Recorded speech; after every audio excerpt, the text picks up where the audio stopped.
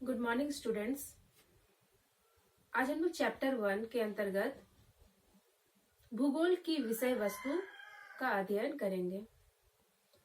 पिछले क्लास में हम लोगों ने भूगोल की परिभाषा क्या है, डेफिनेशन ऑफ ज्योग्राफी, इसका अध्ययन किया।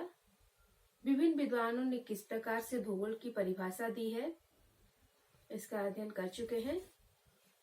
आज हम लोग जानेंगे भूगोल की विषय वस्तु क्या है, स्टडी स्कोप ऑफ ज्योग्राफी। अब आपके लिए नया टर्म होगा स्टडी स्कोप। स्कूल में आप लोगों ने ज्योग्राफी पढ़ा है, ज्योग्राफी की परिभाषा पढ़ा है। यह एक टर्म ऐड होता है स्टडी स्कोप, विषय वस्तु। तो हम लोग जानेंगे सर्वप्रथम कि ये विषय वस्तु क्या है, study scope. What is study scope?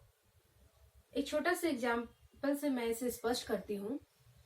जब भी हम लोग कोई किताब खरीदते हैं, मान लिया जाए हम लोग कोई किताब खरीद रहे हैं, ये हमारा किताब है। अब ये किताब हम लोग फर्स्ट ईयर के लिए खरीदने जा रहे हैं, तो सबसे पहले हम लोग कंटेंट देखते हैं। कंटेंट देखते हैं कि यह कंटेंट जो है, इसके अंतर्गत कौन कौन से चैप्टर आते हैं, जो हमारे सिलेबस को कवर करता है या नहीं।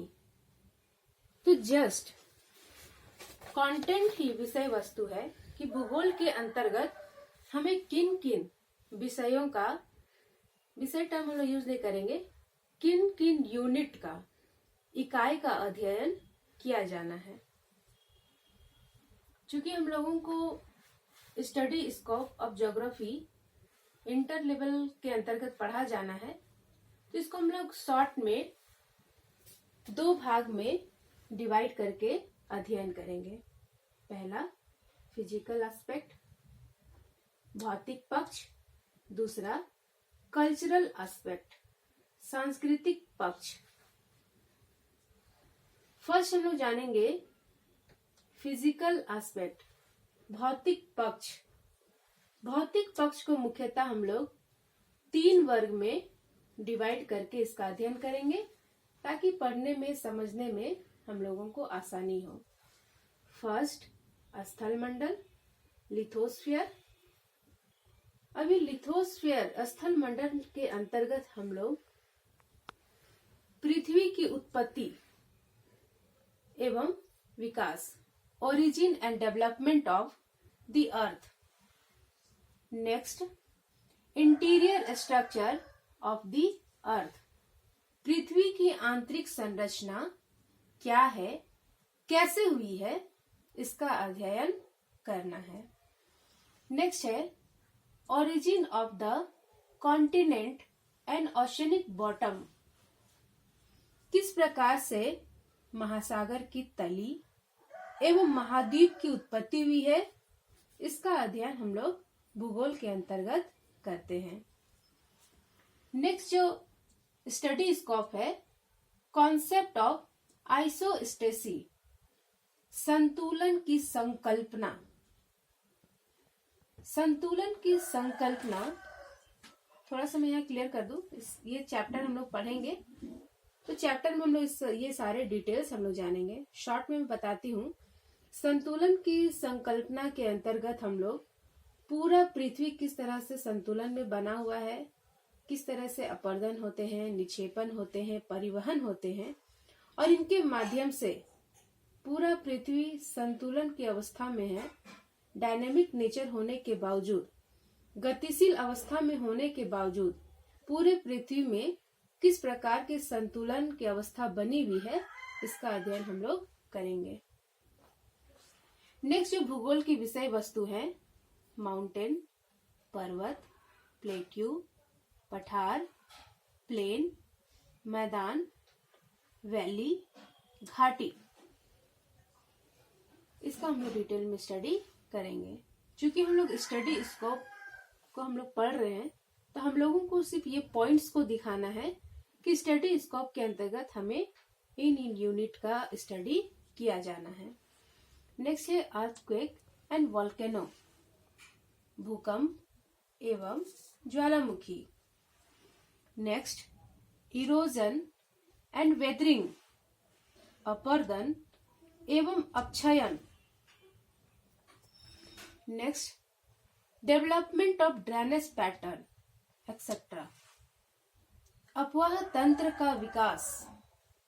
स्कूल में हम लोगों ने ड्रेनेज पैटर्न के जगह नदी घाटी, रिवर बेसिन या रिवर वैली टर्म यूज किया है, लेकिन कॉलेज लेवल पे जब हम लोग आ जाते हैं तो हम लोग काफी डिटेल में ज्योग्राफी को पढ़ते हैं, तो हम लोग नदी टर्म यूज नहीं करते हैं, ड्रेनेज टर्म यूज किया जाता है, ड्रेनेज पैटर्न।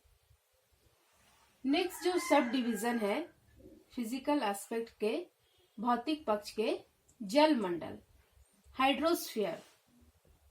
अब हाइड्रोस्फीयर के अंतर्गत हम लोग relief feature of the ocean bottom, महासागरीय तली की बनावट क्या है इसका अध्ययन करना है। नेक्स्ट है temperature of the ocean water, महासागरीय जल का तापमान कैसा है, इसका वितरण कैसा मिलता है, हॉरिजॉन्टल डिस्ट्रीब्यूशन क्या है, वर्टिकल डिस्ट्रीब्यूशन क्या है। What is vertical distribution of temperature, what is vertical horizontal distribution of temperature, इसका अध्ययन हम लोग करेंगे। नेक्स्ट है सैलिनिटी, लवणता।